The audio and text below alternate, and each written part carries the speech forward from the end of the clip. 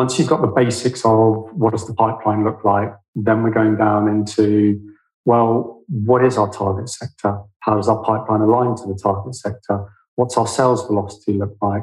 Where is our revenue coming from? Is it from new? Is it from expansion? Is it from renewal? Did you know that your salespeople are spending X amount of their time on renewals? As a strategy, is that where you as a sales function and an organization want your salespeople to be focused? If it is, then great. But if it's not, I've just given you the information to support either continuing as is or making a change, again, based on trustworthy, reliable data. It all comes back to all the hooks are on that one, having confidence in the data.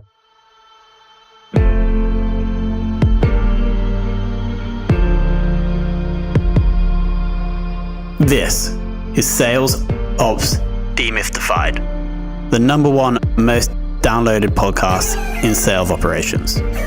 We invite the brightest minds in sales ops onto the show to deconstruct the what, why, and how behind rep productivity, forecasting, metrics, and all things revenue. This podcast is brought to you by Ebster, a revenue intelligence platform used to identify risk in the pipeline and score customer engagement, and is sponsored by the Global Sales Operations Association and the UK Revenue Operations Network.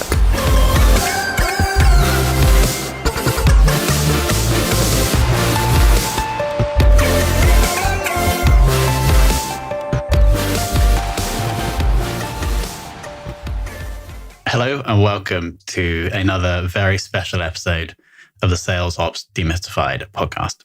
Today we're joined by Neil Thomson, who's the Global Director of Sales Operations of Corporate Solutions at JLL.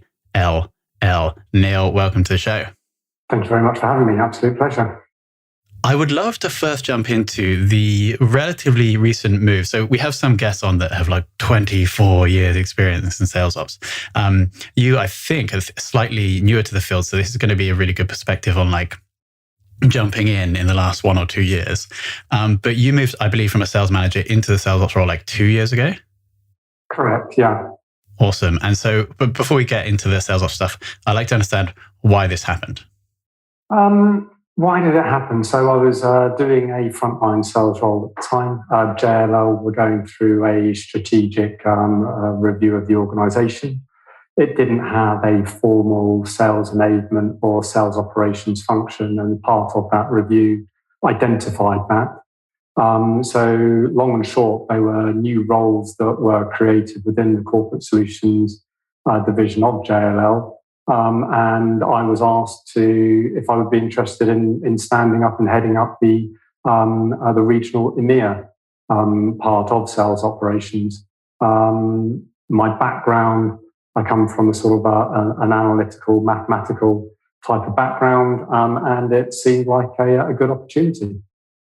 I have 2 more questions on this topic. First, so did you say that JL in the corporate solutions or in the whole of JLL didn't have a sales ops function before you created Just in the corporate solutions component. So our 2 main streams are corporate solutions and markets.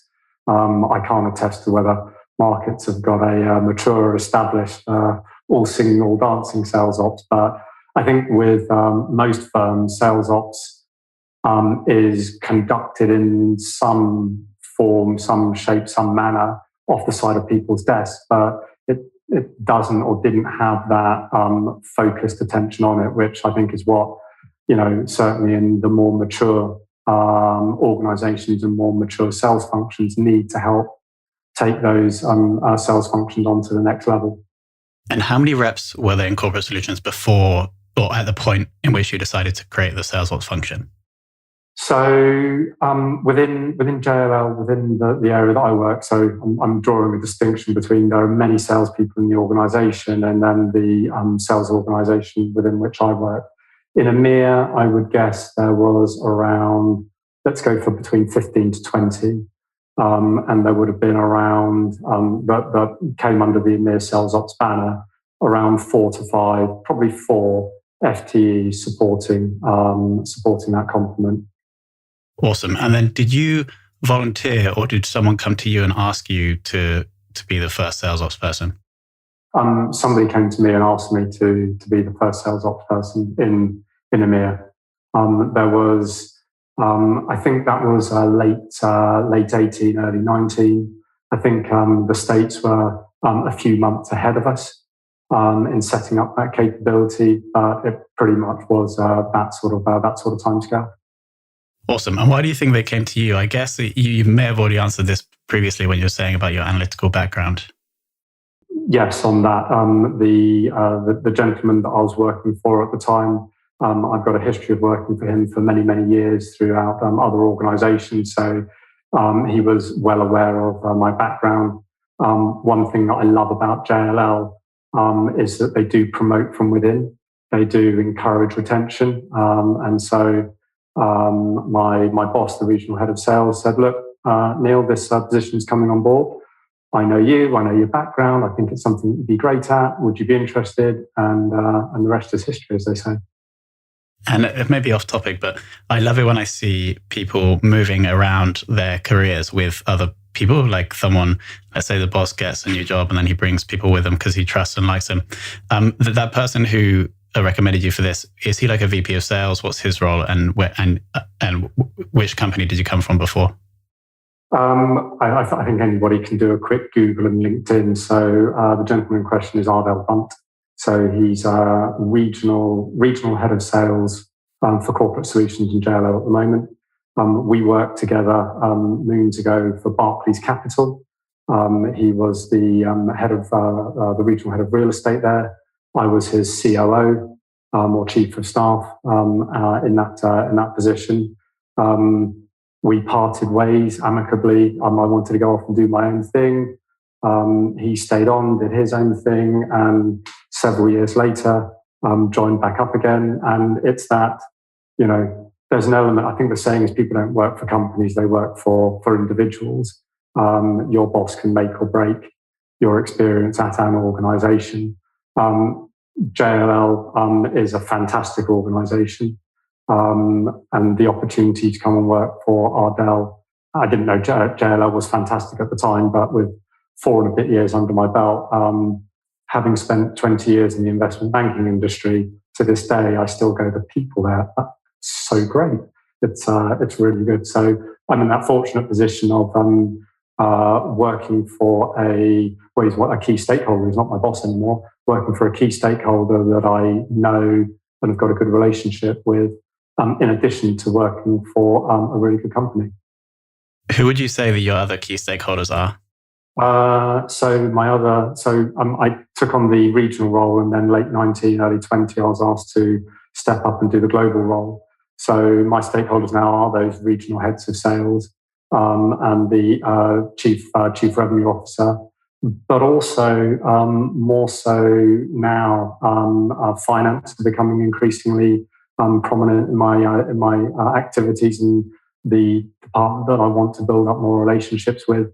As JLL tries to consolidate or get a picture of its clients across its corporate entities, it's understanding how corporate solutions interacts with markets, interacts with technology, finding those cross-collaboration opportunities, getting that one view of a client so that we can become more client-centric and, for want of a better description, understand what we as a company do with our clients, instead of it being this department has a relationship, this department has a relationship, and this department has a relationship. Well, how can you bring those relationships together to make the whole greater than the sum of the parts, as it were?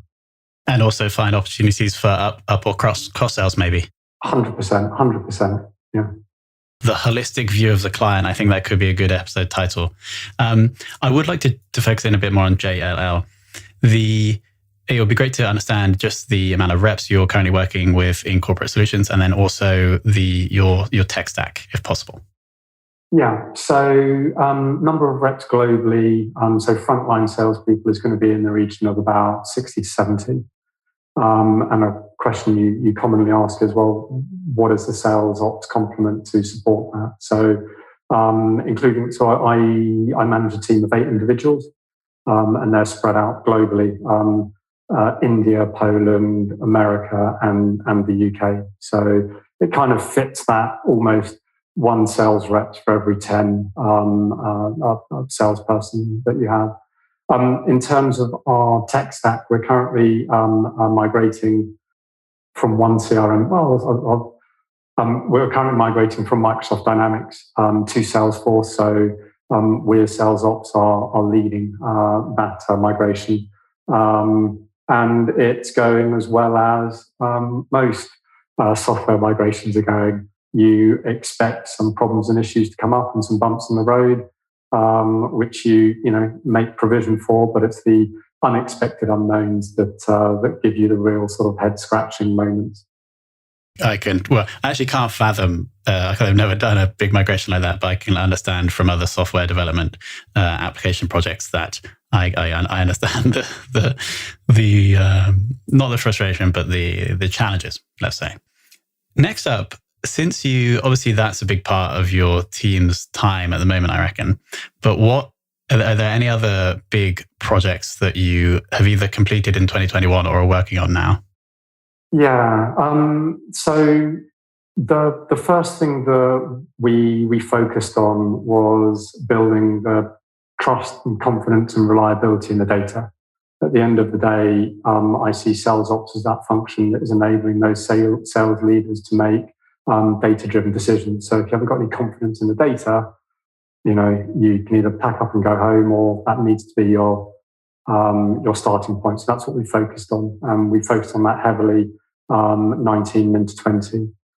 Now we've got the standard reporting. We know with confidence and reliability, what have we won? What have we lost? What's in our pipeline? We've got consistency over sales stages.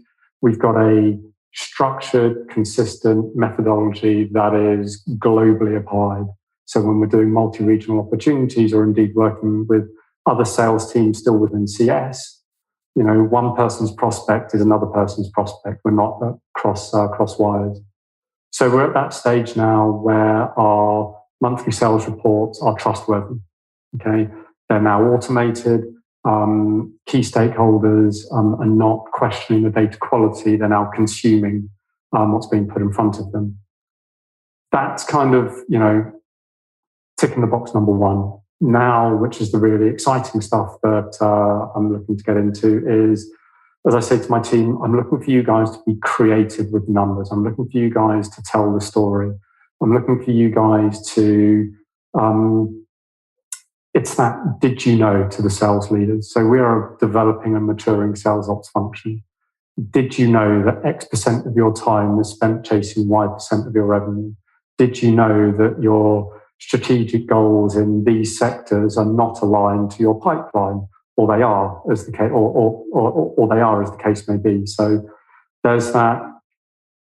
Once you've got the basics of what does the pipeline look like, then we're going down into, well, what is our target sector? How does our pipeline align to the target sector? What's our sales velocity look like? What are where is our revenue coming from? Is it from new? Is it from expansion? Is it from renewal? Did you know that your salespeople are spending X amount of their time on renewals?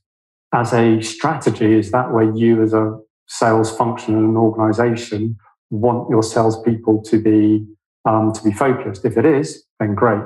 But if it's not, I've just given you the information to support either continuing as is or making a change, again, based on trustworthy, reliable data. It all comes back to all the hooks are on that one, having confidence in the data. This totally makes sense, because it's almost like elevating the sales ops function from just not a button pushing organization, but just like the routine stuff, to actually being like the most valuable person in the sales forecasting meeting.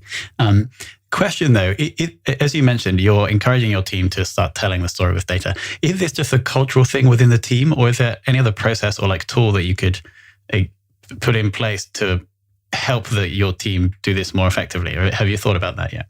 Yeah, so I think it comes down to the individuals. It is a skill, it is an art, and you've got to have that. Well, I believe you don't have to, but I believe you've got to have that genuine curiosity in the data. I asked one of my team. It wasn't as simple as, but it was along the lines of, I've had a thought. What portion of our pipeline or wins is down to multi-regional opportunities as opposed to regional opportunities? So, my team member has taken that away and he's come back and he's answered the question, and he's broken it down by division, and he's broken it down by new expansion renewal, and he's broken it down by industry sector. So, I kind of articulate it as we're on a destination, we're on a journey, We don't necessarily know the destination, and we're going to take a few turns, we're going to hit a few cul-de-sacs, we're going to do some investigation that's not going to tell us anything interesting. So a big thing that I have is, so what? Just because you can tell me that pigs drive Ferraris on a Friday, what do you expect me to do with that? Where is the value in it? What change can we effect as a result of that? Now, if you're going to tell me that, we have global quotas of X, but our average deal size is Y, and you've got to do 1,000 of those deal sizes to meet that quota, then, that's not going to work. So that's something worth exploring. And then I use it a lot. It's taking it back to the sales leaders and going, did you know? Did you know that you're not aligned? Did you know that your sales velocity is too long or short? Did you know that you're targeting the wrong sort of clients in the wrong sort of areas? So a lot of it is that education. I think there's an element of our sales leaders drinking from a fire hose with the information that we are now able to bring to the table. And the tricky part from my perspective is I've got all of this stuff that I think is valuable that I want you to consume now, which are the small bite-sized chunks that are actually going to resonate with you. Because if I give you everything, the important stuff is just going to get lost. Awesome. Now I'm going to hand over to my co-host Alex, who has a couple more questions. Thank you. Thanks, Tom and Neil. Yeah, really, really interesting. I think I want to touch on the thing you said earlier on about obviously your head of operations for the corporate team, and then there's the two other sides. Is it markets and tech? Is that right? Yeah. So you got corporate solutions, technology, markets, and there's some other silos as well, but principally those three. Got you. Great. And then you said how are you going to bring relationships together from the different departments and essentially focus on that seamless customer experience, so that it's not now I have my corporate solutions rep calling me up and any suggestions and tips, anything you found really helpful as you tried to sort that out? I'm sure JLL isn't the only organisation that has expanded and grown and acquired organisations with their own systems, their own way of doing things, and suddenly, well, not even suddenly, but you do have that disparate view. Systems don't join up, and the person sitting next to you doesn't know what the person over there is doing. And what do you mean you're talking to that client? I just went and saw them last week. And not it all, but technology has a very, very large part to play in that. At the moment, as I said before, we're looking to consolidate from from multiple CRM platforms onto one CRM. This is going to be part of a multi-year project. JLL is a large global firm. To get everybody operating off the same platform where you can start to exchange information, have visibility, join the dots between markets who are our investor side and corporate solutions, which are our occupier side. There are opportunities between the two, but if we don't know who they're speaking to, then how do we identify that? So, in the first instance, being able to have all that data in one place so you can start to connect the dots is the first step on that journey. And as sales operations, I want to do did you know that this group did X amount of business with them over there, and we don't provide these services that we might benefit from? Here's a contact that you might want to go and speak to. Yeah, fantastic. We've done a lot of things actually using Ebster to help people really understand their relationships with not just different people in the business, but you said different departments within your business, so that you can really have that unified function. It's definitely something near and dear to my heart, and not just. It's really interesting because I've done it more almost in a sales to sort of CS, especially in marketing, sort of that flow across the go-to-market teams, not necessarily so much in the department sense, although a bit of that too. So just interesting to hear your perspective there, and I can absolutely see that one CRM have all the data in the same format, so that you know when everyone's looking at, be a really helpful step. And yes, obviously a big project as you alluded to with the migration. I did want to ask a bit about that. How much longer do you think you've got to go with your migration? How's that going? I think the thing that stood out for me is the volume of people that are involved behind the scenes. It just blows me away. I've got an extremely capable lady in the States leading the change management side of things.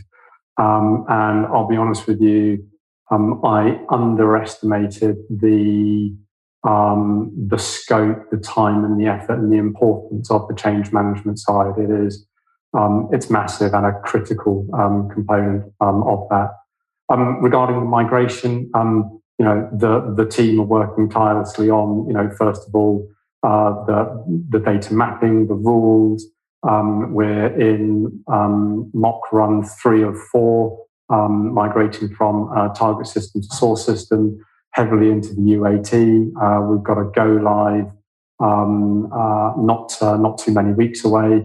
And things are, look, there are known knowns and unknowns out there as well, and we're just working through them at the moment. But the team have been absolutely fantastic in their dedication and commitment to it. So looking forward to the output, but also being realistic that we will go live with Salesforce, and through no fault of anybody, there will be expected teething problems.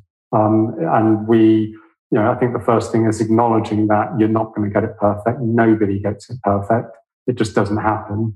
And making sure that we put all the necessary checks and balances to minimize any noise, to make sure that user or customer experience is as best as it can be.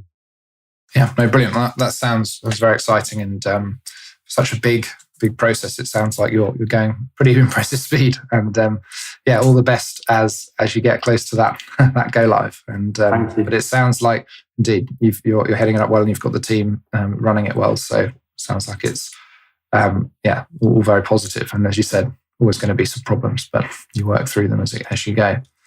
The other thing that really a number of things stood out, but another thing that was also I loved your thought about, or the way you described being wanting creativity in your team, and the importance of telling the story, both the did you know, and then also the so what, what's the implication. I think it's a fantastically important skill. It's one that probably we don't educate for very well in the school system, because it's all so optimized to grades, and therefore problem solving and creativity has been something crushed out. And so I imagine it's probably almost a universal problem. Like, there's lots of people who are good at maths, right? Or good at, and good at numbers and data in a sense. But the real value is, indeed, as you said, it's telling the story and distilling it down so that you're drinking the champagne rather than the sort of the polluted water from the fire hose. Have you got any tips on how you've been sort of building that in your team, or hiring for it, either way? I think I'll take the first one, how I'm building it within my team. It's challenging them, but constructively challenging them. So, for instance, today one of my team put some data in front of me, and I'm like, that's great. You presented me the data, but add your commentary, add your thoughts. What are your takeaways? What can you bring to the table? So that's as point number one. And the second thing is, I will routinely say, guys, this is great work, but so what? What do you expect our sales leaders to do it? I mean, everybody's got a little bit of a geek inside of them, and I confess to that as well. I love the data, I love the thought process, I love the analytic behind it, but what's the elevator pitch? Not everybody is passionate about the numbers. Okay, you've got to find something that resonates with your audience. Okay, your audience are typically looking to sell bigger, better, faster, and more efficiently. So if you can, if you can present that to them, I can increase your revenue by X. I can increase your efficiency by Y.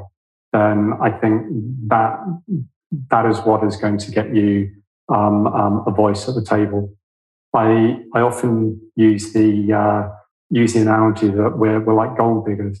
We will sift through mountains and mountains of dirt, and in this example, the dirt is the data. And just to find that one golden nugget is where the value is at. So, I've been there myself. Guys, girls, go and play with the data. Go down those cul-de-sacs. Come back and tell me that, I thought about this and it didn't work. It's like, great, you've shown that curiosity. But I thought about this and look what this has told me. I'm like, fantastic. So there is the and, but there's the want, desire, and need to be curious about the data that I think is can be learnt, but I think it's more something. It's just the way some people are wired. Some people are good at English. Some people are good at maths. And I in your example, you said you asked the guy to go and bring you the multi-market versus single market kind of breakdown or single regional breakdown, and he came and did it somewhere else. I mean, I was just thinking, because you obviously asked that for a reason, and probably only a partly baked reason if I know anything about running a team, because you had an idea and you haven't worried about thinking it out. You pass it on. And the fact that he said, oh, look, this is starting to show this. So let me go and break it down this way and see if that changes it. And because you realize that the deliverable you asked for wasn't the end goal in itself. And therefore it's like, how do we help get closer and closer to that? How do I, as you said, adding your spin, bringing, because again, among the team, you're all going to have slightly different perspectives, and the more that you can all chip in, the greater the finished product, rather than, Neil is necessarily the best at finding the insights. It's if the whole team runs well and feeds it in, and you just you multiply the value on top of that. 100%. I don't have a monopoly on good ideas. Every now and then I'll come up with something that sounds like a good idea or smells like one, but guys, run with it. And if you've got ideas of yourself, then equally. I have a hypothesis at the moment that the value of opportunities that we're chasing is too small. The response or the retort from the sales team is, yes, but we need to plant those acorns so that they mature into trees. All right, okay. Kicked off a piece of work. Right, go and speak to finance. Find out whether the acorns that were planted in 18 and 19 are they saplings that are showing good health, or have they just stayed as acorns? Because I would, and it's got to be a hypothesis. You've got to let the facts come to light. It would be great if I went back to the sales team and went, you know what, I had a hypothesis that you were pitching too small. I've spoken to finance, and actually, you need to do more of those small opportunities, or not, as the case may be. Yeah, absolutely. I think there's a glamour to big deals as well, and they often are longer and slower. And it's really, as you said, listening to the data, not going with what's going to look good, sound good, not being, as you said, not being afraid to be wrong. All of those things are super valuable. And we've often talked about on the show about the sales team being the customers of the sales ops role, and that that they know that if you come to them and say, I didn't think what you said was right, and I went and looked at the data and you were right. I'm sorry, I really, and as you said, let me feed back a little extra bit of gold with it, and then we add some value as well, and that's a really good way, and sets up a really good working relationship. So yeah, would love to be able to be doing more of that. So thank you, it's been really helpful. No problem. All right, thank you so much, Neil. I do just want to ask you the final question before we kick off, which is, who in the world of sales ops would you most like to take for lunch? This is one of your favourite questions, and I was thinking about it, and probably nobody in the world of sales ops, but I love triathlon, Formula One, and motorbikes, and I'm a Schumacher, Rossi, and Jan Frodeno fan. And what they all exhibit, it does tie back. What they all exhibit is marginal gains, continuous improvement. So, who would I like to take to dinner? Somebody that, embraces that, continuous improvement. there is always room for improvement. Constructively challenged, bigger, better, faster, more efficient. So I think I've successfully dodged that question. Yeah, very, very good work, Neil. Awesome. Thank you so much for coming on. I think the core thing that I would like to highlight for the audience here is your focus on, once the monthly sales reports are accurate and the sales leaders are consuming them, how else, or if you would say, did you know, value add. And I think that's really, really important for all sales ops people out there to understand and to try to incorporate into the way they work. So Neil, thank you so much for coming on. Thank you very much. It's been a pleasure.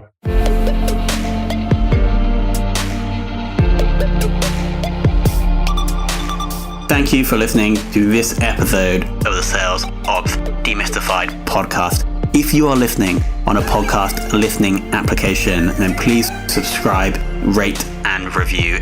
And if you have any questions about the show, if you know a guest, or if you have any questions about sales operations, just hit me up at tomhunt@ebster.com. That's tomhunt@ebster.com.